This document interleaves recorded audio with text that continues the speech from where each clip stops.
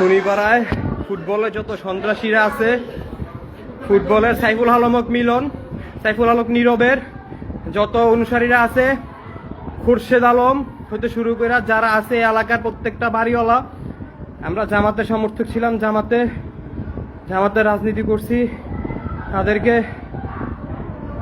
সাইফুল আলম খান মিলন ভাইকে জিতানোর জন্য আমরা অক্লান্ত পরিশ্রম করছি। হিংসার বশবর্তী হয়ে তারা আমার গায়ে হাত তুলছে, আমার ছোট ভাইয়ের গায়ে হাত তুলছে, আমার বাবা এবং কাকারা আমাকে বাঁচানোর জন্য গেছে, তখন তারাও তাদের গায়ে, আমার চাচার গায়ে, আমার বাবার গায়ে পর্যন্ত হাত তুলছে।